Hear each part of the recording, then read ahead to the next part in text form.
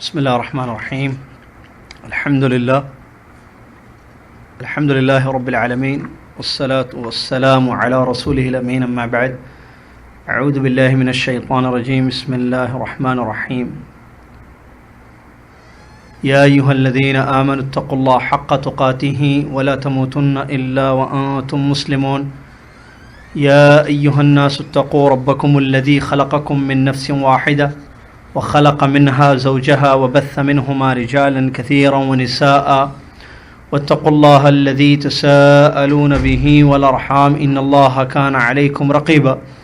يا أيها الذين آمنوا اتقوا الله وقولوا قولا سديدا يصلح لكم أعمالكم ويغفر لكم ذنوبكم ومن يطع الله ورسوله فقد فاز فوزا عظيما. قال المصنف رحمه الله تعالى: والمراد من هذه الكلمة معناها لا مجرد لفظها، والكفار الجهال يعلمون أن مراد النبي صلى الله عليه وسلم بهذه الكلمة هو إفراد الله تعالى بالتعلق به، والكفر بما يعبد من دون الله والبراءة منه، فإنه لما قال لهم قولوا لا إله إلا الله قالوا أجعل الآلهة إلها واحدا إن هذا لشيء عجاب. فإذا عرفت أن جهال الكفار يعرفون ذلك فالعجب ممن يدعي الإسلام وهو لا يعرف من تفسير هذه الكلمة ما عرفه جهال الكفار، بل يظن أن ذلك هو التلفظ بحروفها من غير اعتقاد القلب لشيء من المعاني، والحاذق منهم يظن أن معناها لا يخلق ولا يرزق ولا يدبر الأمر إلا الله، فلا خير في رجل جهال الكفار عالم منه بمعنى لا إله إلا الله. برادران اسلام، معزز سامعین، اسلامی ماں اور بہنوں، عزیز بچوں، تمام تعریفیں حمد و ثنا اللہ سبحانہ و تعالیٰ کے لیے ہے، جس نے ہم کو اس لیے پیدا کیا ہے کہ ہم اس کی بندگی کریں، اس کے ساتھ کسی کو شریک نہ کریں۔ سبحان اللہ بحمدہ، سبحان اللہ العظیم۔ لامحدود بے پناہ بے حد و حساب درود و سلام ہوں پیارے نبی محمد مصطفیٰ صلی اللہ علیہ وسلم پر، جنہوں نے اللہ کی توحید کی طرف لوگوں کو دعوت دی اور اللہ کے ساتھ شرک کرنے کو منع کیا، اور اسی کو اپنی دعوت کا مرکز بنایا، اور اسی کی طرف آپ بلاتے رہے یہاں تک کہ آپ دنیا سے چلے گئے۔ اللہم صلی علی محمد وعلی آل محمد کما صلیت علی ابراہیم وعلی آل ابراہیم انک حمید مجید، اللہم بارک علی محمد وعلی آل محمد کما بارکت علی ابراہیم وعلی آل ابراہیم انک حمید مجید۔ یہ درس توحید ہے۔ آج بتاریخ 19 صفر 1428 ہجری، بروز جمعرات، بعد نماز مغرب، حی الرحاب کے علاقے میں یہ کشف الشبہات فی التوحید کا درس ہو رہا ہے۔ برادران اسلام، جیسا کہ آپ جانتے ہیں، پچھلی جمعرات کے درس میں ہم نے اس کتاب کے الفاظ پڑھے کچھ، اور اس کی تشریح بھی کی قرآن و حدیث کے روشنی میں۔ بات یہاں آ کر رکی تھی کہ اللہ کے نبی محمد صلی اللہ علیہ وسلم کو ان لوگوں کی طرف بھیجا گیا جو مکہ کے مشرک اور کافر تھے، جو اللہ کو خالق، مالک، رازق مانتے تھے، یعنی توحید ربوبیت پر ان کا اعتقاد تھا۔ اس کے باوجود اللہ کے نبی محمد صلی اللہ علیہ وسلم نے ان سے جنگ کی، قتال کیا۔ کیوں؟ تاکہ وہ توحید الوہیت کو اپنا لیں، تاکہ وہ لوگ دعائیں صرف اللہ سے کریں، نظر و نیاز صرف اللہ کی کریں، قربانیاں صرف اللہ کے نام پر ہوں، اور بھی ساری قسم کی عبادتیں خالص ایک اللہ کے لیے وہ لوگ کریں جو توحید الالوہیہ ہے، توحید العبادہ، تو معلوم ہوا کہ ان کا یہ اقرار کرنا کہ اللہ ہی رب ہے، وہی خالق ہے، وہی معبود ہے، وہی رازق ہے، اور ان کا اللہ کے معبود برحق ہونے کا انکار کرنا، اس کا کوئی فائدہ ان کو نہیں ہوا۔ ان کا اقرار ربوبیت پر ان کو اسلام میں داخل نہیں کیا، بلکہ وہ کافر ٹھہرے، مشرک قرار پائے، حالانکہ وہ لوگ اللہ کو مانتے تھے، اللہ کو ایک خالق سمجھتے تھے، ایک رازق، ایک مالک، لیکن عبادتیں ایک اللہ کے لیے نہیں کرتے تھے، جس کی وجہ سے ان سے لڑائیاں کی گئیں اور ان کو کفار ٹھہرایا گیا، تاکہ وہ اس توحید کو یعنی الوہیت کو اپنا لیں۔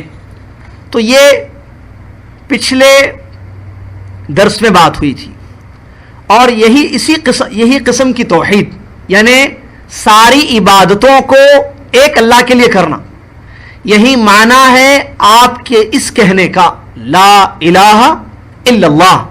ہم جو کہتے ہیں اپنی زبان سے یہ کلمہ لا الہ الا اللہ، اس کا یہی معنی ہے کہ ساری عبادتیں اللہ تبارک و تعالیٰ کے لیے کیے جائیں۔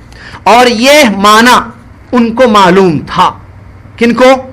مکہ کے مشرکوں کو، مکہ کے کافروں کو معلوم تھا کہ ساری عبادتوں میں اللہ کو ایک کیا جائے، ساری عبادتیں ایک اللہ کی جائیں، اور نہ کسی فرشتے کو، نہ کسی نبی کو، نہ کسی ولی کو، نہ کسی درخت کو، نہ کسی قبر کو، نہ کسی جن کو، کسی کو بھی اللہ کی عبادت میں نہیں ملایا جائے۔ یہ معنی تھا لا الہ الا اللہ کا، کیونکہ الہ ان کو معلوم تھا کہ الہ کا مطلب وہ ذات جس کا قصد کیا جائے ان سارے امور میں، نظر و نیاز میں، دعا میں، حاجات کو طلب کرنے میں، وغیرہ وغیرہ، عبادتوں میں عبادتوں کو جس کے لیے کیا جائے خالص، اس ذات کا نام تھا الہ۔ ان کو یہ بات معلوم تھی، اور ان کو یہ بھی معلوم تھا کہ الہ کا مطلب جو لا الہ میں ہے، الہ کا مطلب خالق نہیں ہے، الہ کا مطلب رازق اور مدبر نہیں ہے، بلکہ الہ کا مطلب یہ ہے کہ ہر چھوٹی بڑی قسم کی عبادت جس ذات کے لیے کی جائے، جس سے مانگا جائے، جس کے سجدے ہوں، جس کے لیے نظر و نیاز ہوں، جس کے لیے قربانیاں دی جائیں، جس پر توکل کیا جائے، وغیرہ وغیرہ، تو اس ذات کا نام ہے الہ۔ تو ان کو معلوم تھا الہ کا مطلب، جس کو ہمارے زمانے میں جیسا کہ شیخ نے کہا کہ سید کے نام سے اس کو مشرکین پکارتے ہیں کہ یہ سید ہیں، اور سید کا مطلب وہی ہوتا ہے جو الہ کا معنی عربی میں آیا ہے۔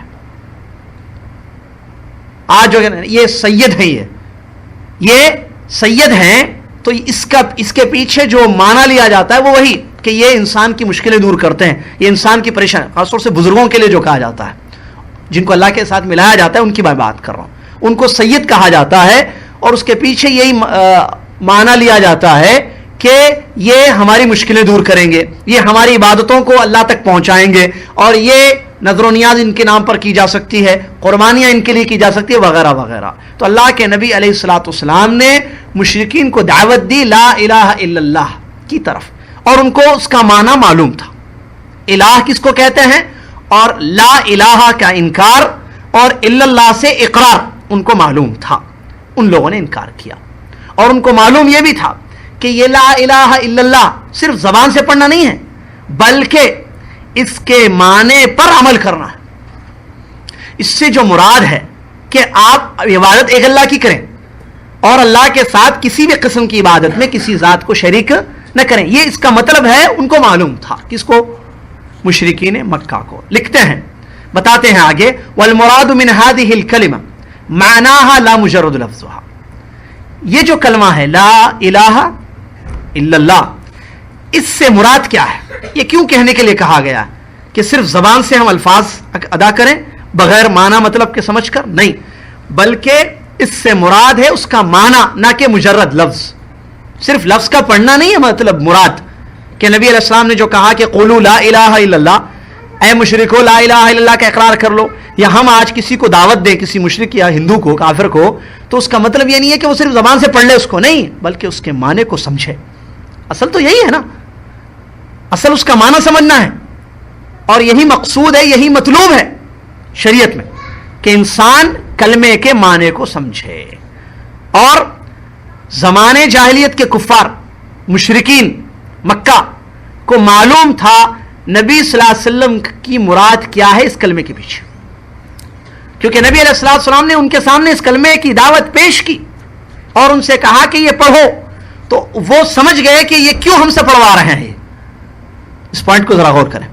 مشرکین کو معلوم تھا کہ محمد صلی اللہ علیہ وسلم ہم سے جو کہہ رہے ہیں کہ لا الہ الا اللہ پڑھو، اس کی گواہی دو، تو اس کا مطلب کیا ہے، وہ ہم سے کیا چاہتے ہیں معلوم تھا. کیا ہے وہ؟ لکھتے ہیں ہوا افراد اللہ تعالی بالتعلق بھی، اللہ سے اپنا تعلق، تنہا ایک اللہ کی ذات سے اپنا تعلق برقرار رکھنا، کہ اسی کی عبادت ہو اور کسی کی نہ ہو، اور اس کی عبادت میں کسی کو نہیں ملا جائے. یہ مطلب تھا لا الہ الا اللہ کا، اور یہ جاہلوں کو، کافروں کو معلوم تھا.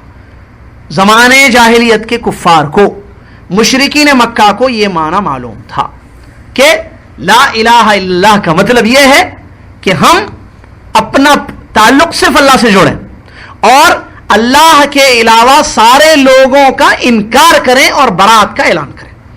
کیونکہ لا انکار ہے نا، لا الہ، الہ کس کو کہتے ہیں؟ عرب تھے مشرکین مکہ، پڑھے لکھے نہیں تھے، جاہل تھے، پھر بھی مانا کیونکہ ان کی اپنی لینگویج تھی. لا الہ الا اللہ معلوم تھا، لا کس کو کہتے ہیں ان کو معلوم تھا، الہ کیا کس معنی میں یوز کیا جاتا ہے ان کو معلوم تھا، الا اللہ معلوم تھا. اور پہلے نفی آئے پھر اس بات آئے تو اس کو، کیونکہ وہ اپنی زبان تھی ان کی، ان کو معلوم تھا اس کا مطلب. اور اس کا دو مطلب ہے، ایک کہ اس بات کا مکمل اقرار کرنا کہ اللہ ہی عبادت کے لائق ہے اور اللہ کے علاوہ سارے معبودوں کا انکار کرنا اور ان سے برات کا اظہار کرنا، یہ ان کو معلوم تھا. اسی لیے لکھتے ہیں مصنف رحمۃ اللہ علیہ، اسی لیے جب محمد صلی اللہ علیہ وسلم نے ان سے یہ کہا قولوا لا الہ الا اللہ، صفا پہاڑی پر چڑھ کر، جیسا کہ مشہور ہے، جمع کیا، کہا ان سے کہ اے مکہ کے باشندوں، لا الہ الا اللہ کا اقرار کرو، کہو لا الہ الا اللہ. تو جب ان لوگوں نے یہ سنا تو کہا کہ کیا سارے معبودوں کو ایک بنا دیا ہے محمد صلی اللہ علیہ وسلم نے؟ یہ تو بڑی عجیب بات ہے. اور قرآن میں سورہ صاد کی 5ویں آیت میں اللہ نے ان کی اس قول کو بیان کیا ہے. ان لوگوں نے کیا کہا؟ اجعل الالہۃ الہا واحدا، کیا معبودوں کو جو بہت زیادہ ہیں ہمارے پاس ایک کر دیا ہے محمد نے صلی اللہ علیہ وسلم؟ ان ھذا لشیء عجاب، یہ تو بڑی عجیب چیز ہے. ان لوگوں نے کہا کہ معبود ہمارے باپ دادا جس کی پوجا کرتے تھے، عبادت کرتے تھے، وہ ایک نہیں تھا اللہ، بلکہ کسی لات، عزا، منع، جیسا کہ ہم نے پڑھا پچھلے دروس میں، بہت سارے بزرگوں کو، بہت سارے اولیاء کو تقرب کی طور پر، واسطہ وسیلے کے طور پر، سفارش بنانے کے لیے قیام ان کو ملایا جاتا تھا اللہ کی عبادت میں. تو معبود ایک نہیں تھا جو لا الہ الا اللہ میں کہلایا جا رہا ہے ان سے یا بتایا جا رہا ہے. تو جب نبی محمد صلی اللہ علیہ وسلم نے لا الہ الا اللہ پڑھو کہا تو اس کا مطلب ان کو سمجھ میں آ گیا.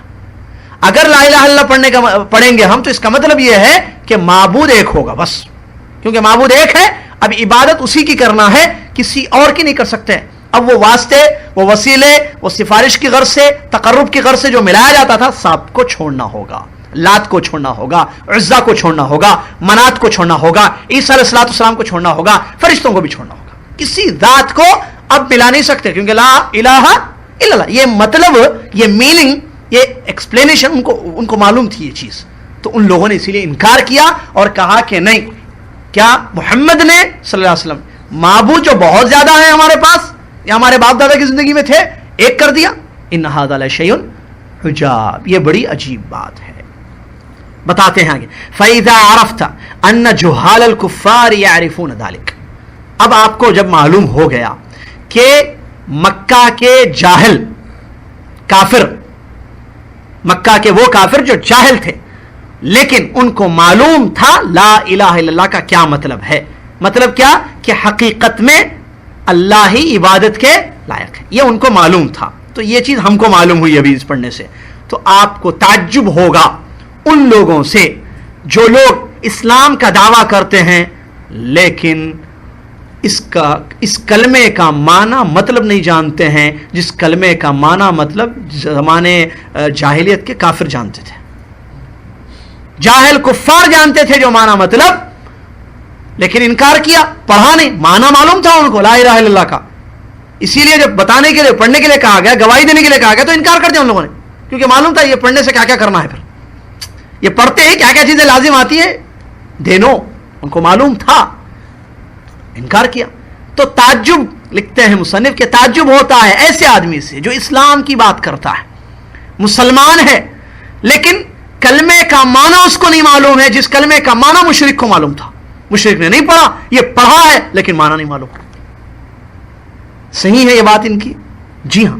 جائیے آج ہمارے یہاں کہیں بھی جائیے، آپ کسی بھی خطے میں جائیے، مسلمانوں سے پوچھیے میرے بھائی سب سے بڑی چیز لا الہ الا اللہ ہے، جس کو پڑھ کر ہم اسلام میں آئے. What do you mean by لا الہ الا اللہ؟ بولو لا الہ الا اللہ کا معنی بتاؤ. معنی صرف میننگ اس کا، اور لفظ نہیں صرف پڑھنا، اس کا میننگ اور اس کا مطلب بتاؤ. بس مطلب کیا ہے لا الہ الا اللہ کا مطلب کیا ہے؟ نہیں معلوم ہے. ہیں ایسے مسلمان؟ یس. انہوں نے ایسے نہیں لکھا ہے یہ بات، اور یہ آج کی کتاب نہیں ہے، انہوں نے اپنے زمانے میں لکھا ہے. ٹھیک ہے.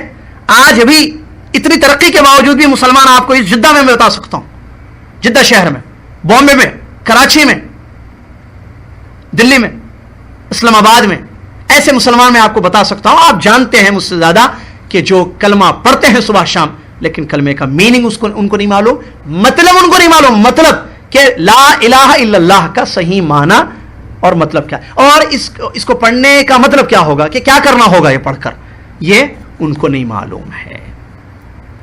بلکہ اس سے بھی گری ہوئی بات، یعنی اس سے بھی گزری بات، يظن ان ذلك هو التلفظ بحروفها من غیر اعتقاد القلب لشيء من المعانی.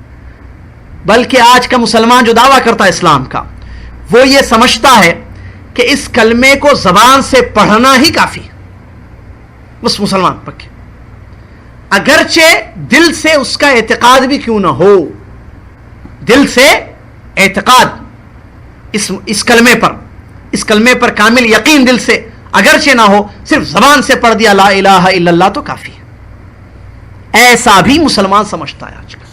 کیا کہ یہ ضروری نہیں ہے کہ دل سے یقین کرو کہ اللہ ہی معبود برحق ہے، اس کے علاوہ کوئی عبادت کے لائق نہیں ہے، سارے معبودوں کا انکار، ایک اللہ کی معبود ہونے کا اقرار. یہ دل سے یقین ضرور نہیں، زبان سے ایک مرتبہ پڑھو لا الہ الا اللہ، بس خلاص آپ پکے مسلمان ہیں، اگرچہ دل میں آپ کا اعتقاد. یہ بھی آج کا مسلمان سمجھتا ہے. والحاذق منهم يظن ان معناها لا يخلق ولا يرزق ولا يدبر الامر الا اللہ. اور ان میں کا ماہر آدمی، کن کا؟ مسلمانوں کا ماہر، جو اپنے آپ کو چالاک سمجھتا ہے، چالاک آدمی، ذہین آدمی، یہ سمجھتا ہے کہ کلمہ لا الہ الا اللہ کا معنی یہ ہے کہ اللہ کے سوا کوئی پیدا نہیں کر سکتا، اللہ کے سوا کوئی روزی نہیں دے سکتا، اللہ کے سوا کوئی معاملات کی تدبیر نہیں کر سکتا. رائٹ؟ سمجھ رہے بات کو؟ کہہ رہے ہیں کہ بعض ذہین مسلمان جو فنکار ہیں، حاذق کہتے ہیں فنکار کو، ذہین کو، چالاک. بعض ذہین چالاک مسلمان جو ماہر ہیں دنیاوی امور میں، وہ یہ سمجھتے ہیں کہ لا الہ الا اللہ کا معنی اللہ ہی خالق، اللہ ہی رازق، اللہ ہی سب کچھ کرنے والا ہے. کیا یہ صحیح ہے؟ جی ہاں. آپ کو بتاؤں تو تعجب ہوگا، یہ جو یہ کہہ رہے ہیں یہ سکھایا بھی جاتا ہے، کلمے میں سکھایا جاتا ہے. لا الہ الا اللہ کا مطلب یہ کہ آپ یہ یقین رکھیں کہ اللہ ہی سب کچھ کر سکتا ہے، اس کے علاوہ کوئی کچھ نہیں کر سکتا. لا الہ الا اللہ توحید کا مطلب یہ ہے کہ آپ یہ یقین رکھیں اللہ ہی اکیلا خالق ہے. سکھایا جاتا ہے بھائی، سکھایا جاتا ہے. یہ تو لکھیں کہ ان میں سے چالاک سمجھتا، چالاک نہ ہو، ایسے بھی ہو، ماہر ہو یا ماہر نہ ہو، دونوں یہ سمجھتے ہیں. اچھا آپ پوچھئے، توحید پوچھے جائیے، آپ کلمے کا معنی پوچھ لیجیے. آپ یہ کتنی کھری بات، کتنی حقیقت پر مبنی بات ہے. آپ چیک کیجیے اپنے آفس میں بیٹھنے والے مسلمان، ایسے کیا ہے بھائی خیریت سے؟ الحمدللہ. بھائی لا الہ الا اللہ کس کو کہتے ہیں بتائیے؟ توحید. سنیے جواب آپ کے ساتھ بازو بیٹھنے والا مسلمان بھائی آپ کا، جن کے والدین مسلمان، جن کے دادا مسلمان، بہت ساری پیڑھیاں مسلمان گزری ہیں الحمدللہ، ان سے پوچھیے آپ لا الہ الا اللہ کا معنی پوچھیے آپ. اللہ ہی ایک ہے. ایک آدمی، میں یہاں جتنا میں ایک آدمی سے پوچھا ہوں، جس آدمی نے مجھ سے یہ کہا کہ میں 40 سال سے دین کا کام کر رہا ہوں. کتنے؟ 40 سال سے. اور وہ ظاہر بات ہے جب 40 سال سے دین کا کام کر رہا تو اس کی ایج کیا ہوگی، ہے نا، بڑی عمر کا.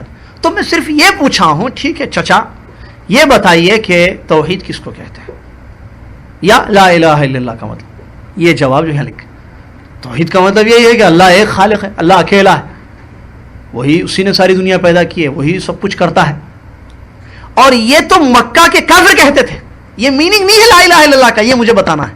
آج کا درس بڑا امپورٹنٹ ہے اس اعتبار سے کہ لا الہ الا اللہ کا میننگ کافروں کو معلوم تھا، پڑھا نہیں ان لوگوں نے، بٹ دے نو، انہوں نے اقرار نہیں کیا لیکن ان کو معلوم تھا، ان کے علم میں یہ بات تھی کہ what is the meaning of law الہ الا اللہ. لیکن پڑھا نہیں ان لوگوں نے. پڑھنے کے لیے کہا گیا تو انکار کیا، دشمنی کی، اس کے خلاف جنگ کی، لیکن پڑھا نہیں. یہ مجھے کہنا آج پڑھتا ہے لیکن معلوم نہیں ہے. کتنی بڑی بات ہے. اس پر کبھی غور کرتے ہیں ہم لوگ؟ ہم دنیا کی باتیں کرتے ہیں، دین کا کام کرو، دین کا یہ اصل بیس یہ ہے. جس کو اپنے کلمے کا معنی نہیں معلوم، جس کلمے نے انسان اور مسلمان اور کافر میں فرق کیا ہے. پڑھنے والا مسلمان، انکار کرنے والا کافر ہے.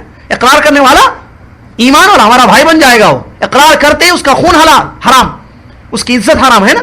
اگر وہ انکار کر دے تو اس کا خون حلال ہوتا ہے، اس کا خون حلال ہوتا ہے. نبی علیہ السلام نے جنگ کی ان لوگوں سے. تو برادران اسلام، ایسے لوگ موجود ہیں جو یہ سمجھتے ہیں کہ توحید کا اور کلمے کا مطلب یہ ہے کہ اللہ ہی خالق، اللہ ہی رازق اور اللہ ہی تدبیر کرنے والا ہے. اور یہ ان سے بھی گئے گزرے ہیں جو جاہلوں کے کافروں نے یا کافر میں سے کافروں کو معلوم تھا کہ اس کا معنی جو ہے یہی ہے کہ معبود برحق اللہ ہی ہے، اللہ کے سوا سارے معبودوں کا انکار کرنا ہے اور ایک اللہ کے معبود ہونے پر ایمان لانا ہے. اذا عرفت ما ذکرت لک، جو ہم نے آپ کے سامنے ذکر کیا ہے، اگر آپ کو یہ بات معلوم ہو گئی کہ لا الہ الا اللہ کا مطلب زبان سے اقرار نہیں ہے صرف، بلکہ دل سے یقین ہے، اس کے معنی کو سمجھ کر، اس کے میننگ کو کہ اللہ ہی سچا معبود ہے، اس کے علاوہ کوئی معبود نہیں، یہ میننگ سمجھ کر دل سے اس پر یقین ہو، زبان سے اظہار ہو، تو سمجھ میں آ گیا ہوگا کہ اللہ کے ساتھ شرک کا کیا مطلب ہے، جو اللہ نے سورہ انبیاء میں بیان فرمایا ہے. ان اللہ لا یغفر ان یشرک بہ ویغفر ما دون ذلک لمن یشاء، کہ اللہ تبارک و تعالی اس آدمی کو نہیں بخشتا ہے جو اس کے ساتھ شرک کرتا ہے، اور اس کے علاوہ جو چاہے وہ اللہ بخش دے.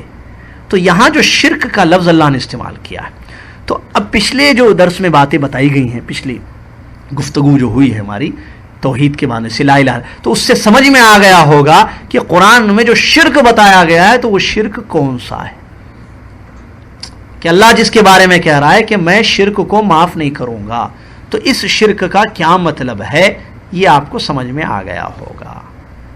کیا مطلب بتائیں؟ اللہ کو رب نہیں ماننا. اس شرک کا مطلب کیا ہے جس کے بارے میں اللہ نے کہا کہ بخشوں گا نہیں میں؟ عبادت میں شریک کرنا، اللہ کی عبادت میں شریک. سمجھ میں آ گیا الحمدللہ. وعرفت، اور آپ نے یہ بھی سمجھ لیا کہ اللہ کا دین جس کو دے کر اللہ نے سارے پیغمبروں کو بھیجا، شروع سے لے کر آخری تک، شروع سے لے کر آخر، نوح علیہ السلام سے لے کر محمد مصطفیٰ صلی اللہ علیہ وسلم تک، تو اللہ تبارک و تعالی اس کے علاوہ جس دین کو دے کر اللہ نے سارے رسولوں کو، وہ دین کیا ہے؟ توحید ہے. تو اللہ اس کے علاوہ کوئی چیز قبول نہیں کرے گا، کسی سے بھی اللہ توحید کے علاوہ کوئی چیز قبول نہیں کرے گا. اور آپ کو یہ بھی سمجھ میں آ گیا ہوگا کہ اکثر لوگ اس چیز سے جاہل ہیں. اکثر لوگ ہمارے زمانے میں اس کو نہیں سمجھتے ہیں. کس کو نہیں سمجھتے ہیں؟ یعنی یہ کہ لا الہ الا اللہ کا مطلب کیا ہے، اور یہی توحید ہے کہ جس کو دے کر اللہ نے سارے پیغمبروں کو بھیجا. ان کو معلوم ہے توحید کا لفظ تو، لیکن اس کا میننگ نہیں معلوم ہے. توحید کا مطلب ایک اللہ کی بات کرنا، سارے معبودوں کا انکار کرنا، یہ نہیں معلوم ہے. اور لا الہ الا اللہ کا بھی جو یہی معنی ہے یہ نہیں معلوم ہے بہت سارے لوگوں کو. تو پچھلی ان باتوں سے میرے بھائی لکھتے ہیں آگے کہ آپ کو 2 فائدے ہوئے ہیں. پچھلی ان باتوں سے 2 بڑے فائدے آپ کو ملے ہیں. پہلا فائدہ یہ ہے الفرح بفضل اللہ ورحمتہ، کما قال تعالی قل بفضل اللہ وبرحمتہ فبذلک فلیفرحوا هو خیر مما یجمعون. پہلا فائدہ اللہ کے فضل پر ہم کو خوشی ہوتی. پہلا فائدہ کیا مل رہا ہے؟ یہ پچھلی باتوں سے کہ خوشی ہوتی ہے. پہلا فائدہ خوشی ہوتی ہے، مسرت ہوتی ہے. کس بات پر؟ اللہ کی مہربانی پر، اللہ کی رحمت پر کہ اللہ نے ہم کو توحید سمجھایا. لا الہ الا اللہ کا معنی سمجھ میں آیا؟ سمجھ میں آ رہا ہے؟ بہت بڑی بات ہے نا یہ، بہت بڑی بات. تو اللہ کی اس مہربانی پر، کیونکہ اللہ نے سمجھایا، اللہ نے ہم کو یہ بات بتائی، تو توحید سمجھنے سے انسان کو بہت زیادہ خوشی ہوتی ہے، کیونکہ یہ انسان پر اللہ کی مہربانی ہے کہ اللہ نے اس کو سمجھ دی.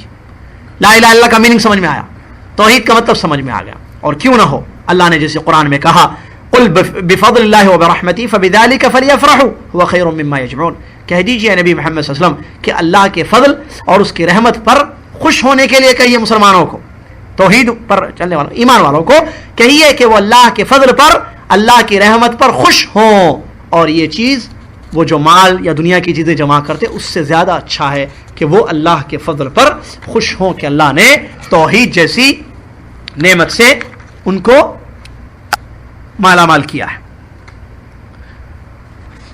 وَأَفَادَكَ أَيْضًا الْخَوْفُ الْعَظِيمُ. اور دوسرا فائدہ کیا ہوا کہ بہت بڑا ڈر ہم کو ملا. دو فائدے، ایک خوشی، ایک ڈر. خوشی کس بات کی؟ کہ کلمے کا معنی معلوم ہوا، جو کلمہ دے کر سارے انبیاء بھیجے گئے، جس کلمے سے نجات ہے انسان کی، وہ کہنا. اور دوسرا الخوف العظیم، بہت بڑا خوف معلوم ہوا ہم کو. ایک خوف، ڈر. کیا ڈر معلوم ہوا؟ کہ اگر اس کا معنی نہیں معلوم، اس کے معنی کے خلاف رہیں گے تو انسان کی زندگی خطرے میں رہے گی، کیونکہ وہ شرک میں واقع ہو جائے گا. اس کا معنی اگر انسان کو نہیں معلوم ہوگا تو ایک بہت بڑا ڈر انسان کو ہونا چاہیے کہ وہ یہ کہ انسان بہت بڑے خطرے کا شکار ہو جائے گا، بہت بڑے خطرے کا شکار ہو جائے گا. ای من ان تقع فی مثل ما وقع فیہ ہؤلاء من الجہل بمعناہا. ڈر کس بات کا؟ کہ معنی مطلب نہیں معلوم ہوگا تو کلمے کے خلاف جو چیز شرک ہے اس میں مبتلا ہو جائے گا انسان. اگر اس کو پتہ نہیں ہوگا معنی، ایک تو فضل ہو، ایک تو خوشی ہو رہی کہ معلوم معنی ہوگا، ایک تو ڈر ہے کہ یہ معنی اگر معلوم نہ ہوتا یا یہ بھول جائیں ہم تو ہم اس میں پڑ جائیں گے جس میں مشرکی، جس میں آج کل کے مسلمانوں میں سے جو شرک کرتے ہیں وہ لوگ پڑھ چکے ہیں. کیوں؟ کیونکہ معنی مطلب نہیں معلوم ہے ان کو، مراد کلمے کی نہیں معلوم ہے، اسی لیے وہ شرک جیسے امور جو اس کے خلاف ہے اس میں پڑ گئے ہیں، کیونکہ معنی نہیں معلوم ہونے کی وجہ سے. لہٰذا یہ ڈر، یہ بھی ہم کو دوسرا فائدہ ہوا جو یہاں بتا رہے مصنف. دو فائدے، ایک یہ کہ معنی معلوم ہونے کی خوشی، اور دوسرا ہے کہ معنی اگر نہ معلوم رہے گا، بھول جائیں گے یا اس کو مطلب ذہن سے نکال دیں گے تو پھر شرک میں پڑنے کا ڈر، شرک میں پڑنے کا ڈر. یہ دوسرا فائدہ. فإنك إذا عرفت أن الإنسان يكفر بكلمة يخرجها من لسانه وقد يقولها وهو جاهل فلا يعذر بالجهل. لکھتے ہیں اس کے بعد کہ اگر انسان، آپ کو یہ بات بھی معلوم ہو گئی ہوگی کہ انسان یکفر بکلمۃ یخرج، انسان کبھی کبھی اپنی زبان سے ایسے جملے نکالتا ہے جس سے وہ کافر ہو جاتا ہے. انسان اپنی زبان سے، اس کو اگر معلوم نہ ہو کیا بولنا ہے کیا نہیں بولنا ہے، تو علم کی کمی، جہالت کی وجہ سے ایسے جملے اپنی زبان سے نکال سکتا ہے وہ کہ جس کی وجہ سے وہ اسلام سے نکل جائے گا، اسلام سے باہر نکل جائے گا، کافر ہو جائے گا. حالانکہ وہ لا الہ الا اللہ پڑھ رہا ہے، اس کے باوجود بھی وہ ایسے اگر جملے نکالے جس کی وجہ سے وہ کافر ہو جائے تو وہ کافر ہو جاتا ہے. کیوں؟ اگر یہ کب ہوتی ہے یہ چیز؟ جب اس کو معنی نہیں معلوم ہے اس کا. یعنی میں جو بول رہا ہوں اس سے کافر ہو جاؤں گا، میں اس کو نہیں معلوم، وہ ایسے ہی بول دے گا وہ. یعنی شرکیہ یا کفریہ جملے اپنی زبان سے نکال دے گا، اس کو نہیں معلوم کہ وہ کفر بک رہا ہے. یہ نقصان ہوگا جہالت کا. کہنے کا مطلب ان کا، انسان کو ہر چیز کا معنی مطلب معلوم ہونا ضروری ہے. ایک تو کلمے کا معنی مطلب اور اس کے تقاضے، اور توحید کے خلاف کیا جملے جو نہیں بولنے چاہیے، توحید کے خلاف جملے کہ جس کی وجہ سے شرک انسان سے کفر واقع ہو جاتا ہے. کفر کہ اگر وہ یہ کہے نعوذ باللہ من ذالک، عقیدہ رکھ کر کہ فلاں بزرگ جو چاہے کر سکتے ہیں, ان کے ہاتھ میں تصرف ہے, بولے اگر وہ زبان تو یہ کفر ہے جملہ, یہ جملہ کفریہ ہے. وہ جہالت کی بیس پر بول رہا ہے, اس کو مطلب نہیں معلوم. وہ کہہ رہا ہے کہ یہ بابا ہیں, یہ جس کو چاہے اولاد دے دے, یہ جس کی چاہے مصیبتیں دور کر دے, زبان سے کہہ رہا ہے. یہ کیوں کہہ رہا ہے زبان سے؟ کیونکہ وہ جاہل ہے, علم نہیں ہے اس کو, لا الہ الا اللہ کا علم نہیں ہے. اگر لا الہ الا اللہ کا علم ہوتا تو پھر اس کو معلوم ہوتا کہ یہ اولاد دینا, یہ روزیاں دینا, یا کہیں کہ مصیبتیں دور کرنا, پریشانیوں میں کام آنا, یہ ساری چیزیں اللہ کے ساتھ خاص ہیں. میننگ لا الہ الا اللہ کا معلوم ہوتا تھا, کیونکہ الہ کے اندر یہ چیزیں ہیں اور الہ اللہ ہے, بزرگان دین نہیں ہے. تو انسان جاہل اگر ہو تو زبان سے ایسے الفاظ بھی نکال دے گا, مصنف کے کہنے کا مطلب کہ جس کی وجہ سے وہ کافر ہو جائے گا اور اسلام سے باہر ہو جائے گا. لہذا انسان کو چاہیے کہ وہ کلمے کا معنی سمجھے اور کلمے کی مراد کو جانے. جس کلمے کی دعوت اللہ کے نبی محمد صلی اللہ علیہ وسلم نے کی ہے, صرف زبان سے اقرار کافی نہیں ہے. اور کلمے کا معنی لا معبود بحق الا اللہ, کہ حقیقت میں, جیسے آگے بھی انہوں نے ذکر کیا تفصیل سے, کہ کلمے کا صحیح مطلب کیا ہوگا کہ اللہ کے سوا حقیقت میں کوئی عبادت اور بندگی کے لائق نہیں ہے. اور اس کو زبان سے پڑھنے کے بعد دل سے اس پر یقین ہونا, کامل یقین, دل سے کامل, جو نہیں ہے آج کے مشرک, آج کے مسلمانوں کے پاس نہیں ہے. بھائی آپ دیکھیں, آپ بھائی وہ کیوں غیر اللہ سے مانگ رہا ہے؟ ایک سوال ہے میرا. ہمارے بھائی, ہماری بہنیں جو کلمہ پڑھتے ہیں, ٹھیک ہے, کلمہ پڑھ کر وہ بزرگ کے سامنے اپنی مرادیں رکھ رہے ہیں. کیوں بھائی؟ اس لیے کہ ان کے دماغ میں, ان کے دلوں میں یہ ہے کہ یہ ان کے کام میں آ سکتے ہیں. اگر ان کو کامل یقین ہوتا اللہ کی ذات پر کہ وہی سچا معبود ہے, اور لا الہ الا اللہ, دو چیزیں بتاؤں گا میں, اگر ان مسلمانوں کو, ہمارے بھائیوں کو, بہنوں کو, اگر کلمے کا صحیح معنی اور اس کا مطلب معلوم ہوتا ایک, اور اس کلمے کے مطلب پر, اس کلمے پر دل سے یقین ہوتا پکا, تو وہ کبھی کسی غیر اللہ سے اپنا تعلق نہیں جوڑتے تھے. انسان کو پیاس بجھ جائے تو وہ پانی کیوں پیے گا؟ میں کیسے مثال دوں؟ بھئی اس پانی سے میری پیاس بجھ رہی ہے, میری ضرورت پوری ہو رہی ہے, تو میں کسی اور جگ کو دیکھوں گا, کسی اور پانی کے پاس جاؤں گا میں نہیں. جب مجھے پکا یقین ہے کہ اللہ ہی میری مدد کرتا ہے, اللہ ہی مجھے اولاد دے سکتا ہے, اللہ ہی میری پریشانیاں دور کر سکتا ہے, اور وہی میرا سچا معبود ہے, اور میں نے اس کے بارے میں کہا ہے لا الہ الا اللہ, جب مجھے پکا معلوم ہے, تو آپ بتائیے کیا میں کسی قبر پر جا کر قبر والے سے اپنا تعلق جوڑوں گا؟ کیا یہ سمجھوں گا کہ یہ میری مدد کر سکتے ہیں؟ عبد القادر جیلانی رحمۃ اللہ علیہ کیا مجھے اولاد ہے, ایسا سمجھوں گا میں؟ نہیں نا, کیونکہ مجھے پتا ہے کہ اللہ ہی سچا معبود ہے. میں نے نالج لی ہے اس کی, کلمے کا معنی میں نے پہچانا ہے, سمجھا ہے, اور دل سے مجھے یقین ہے ایک چیز پر. جب انسان کے دل میں ایک چیز بیٹھ جائے تو پھر وہ کسی اور چیز سے اپنا دل نہیں لگاتا. میری بات سمجھ میں آ رہی ہے نہیں؟ یہ بہت پوائنٹ کی بات جو انہوں نے کہی. آج ہمارے بھائیوں کو ان کا حال دیکھیے, تم انڈیا, پاکستان, یمن وغیرہ میں, مصر میں, درگاہوں سے اپنے تعلقات, بزرگوں سے اپنے آپ کو جوڑ کر رکھے ہیں. کوئی بھی مشکل آئے, کوئی بھی پریشانی آئے, بزرگ کو پکارا جا رہا, نہیں پکارا جا رہا ہے یا غوث المدد. کیا ہے یہ؟ یا رسول اللہ اغثنی, نعوذ باللہ, اے اللہ کے رسول میری مدد کیجیے. یا رسول اللہ صلی اللہ علیہ وسلم کی قبر کے پاس جا کر, اولیاء کی قبر کے پاس جا کر مدد مانگنا, وہاں سجدے کرنا, اس کا طواف کرنا. کیا مطلب اس کا بتائیے؟ اس کے دو مطلب ہیں.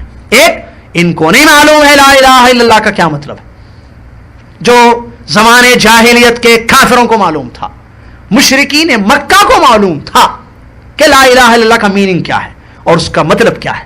ان کو نہیں معلوم. ایک. دوسرا, اللہ کے بارے میں جو عقیدہ ہونا چاہیے کلمہ پڑھ کر ایک انسان کو, دل سے جو اعتقاد ہونا چاہیے, جو کلمے کا جز ہے, ایمان کا ایک جز ہے. صرف پڑھنا کافی نہیں ہے نا.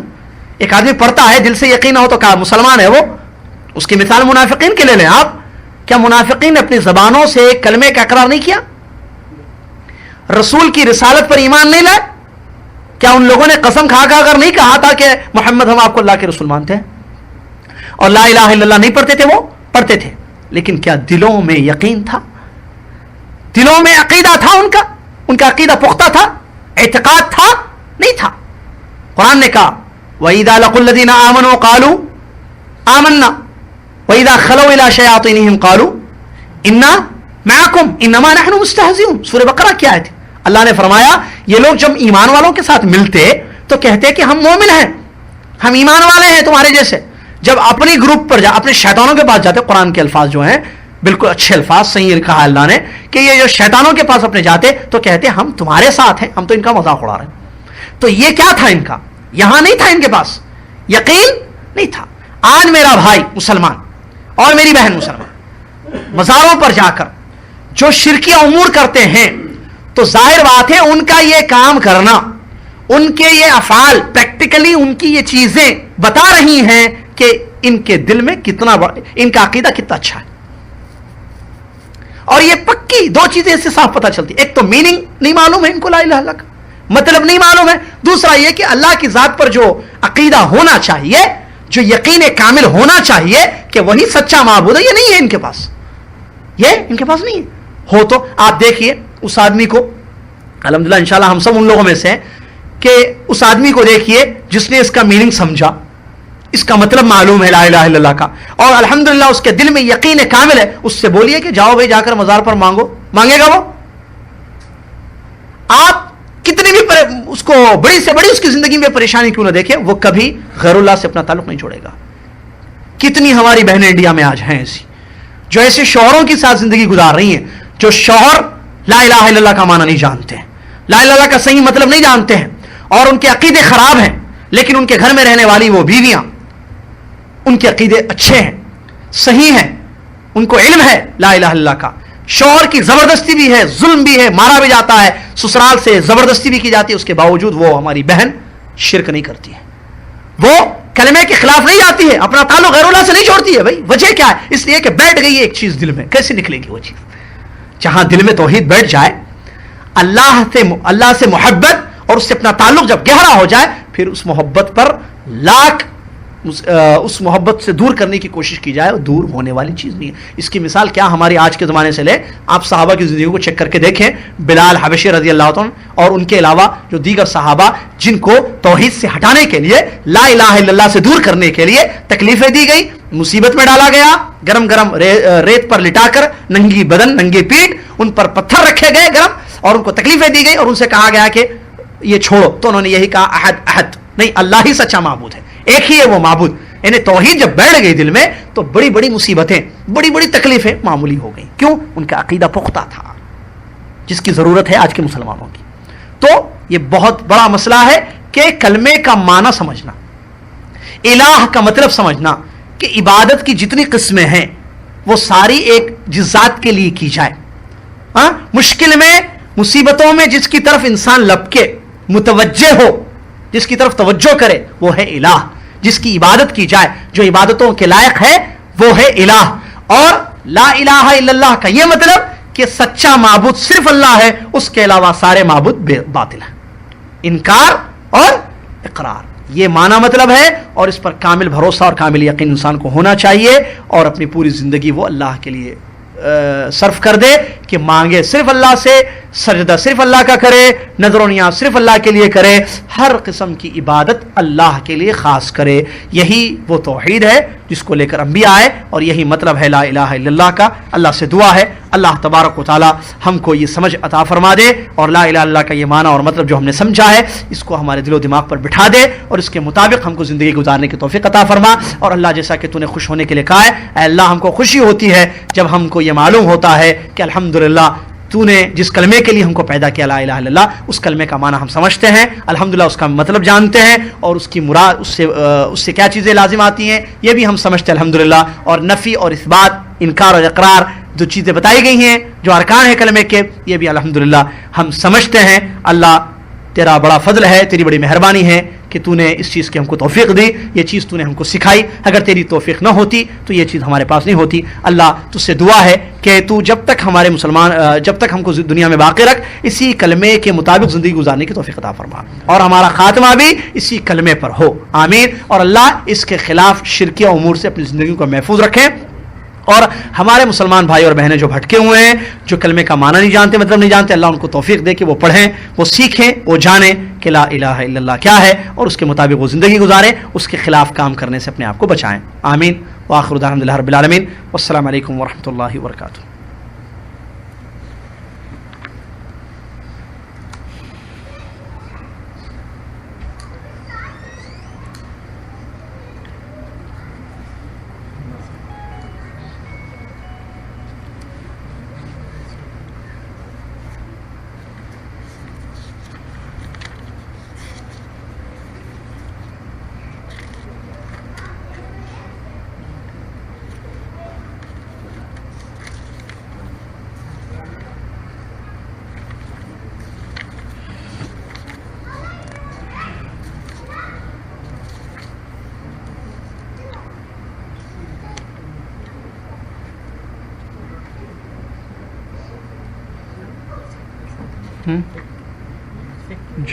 نہیں توحید فقہ ہوئے ہیں.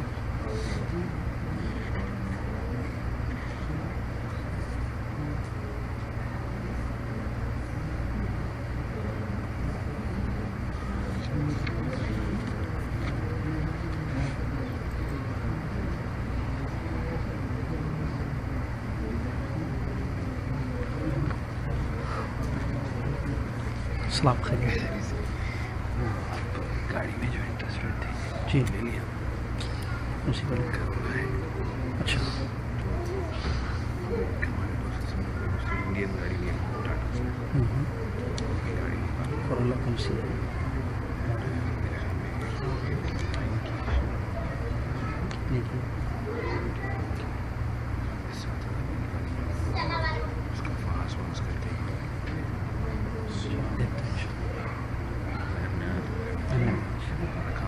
ضرور